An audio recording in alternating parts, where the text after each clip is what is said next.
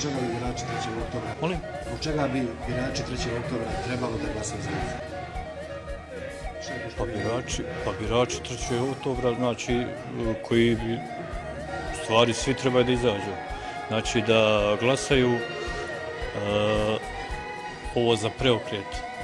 Znači, što se tiče ovoga naše stranke, znači, mi nudimo u preokret. Znači, trebaju da izađu svi glasači da glasaju za onoga za koga misle da je najbolji, da je najpotrebniji, tako dalje. Konkretni možda vaši ciljevi za koje ćete se zalagati? Pa vidite nešto, tu posle ova stranka traje, znači, duže vremena, ali se tek se aktivirala ove godine, što bi se reklo, ono, malo bolje.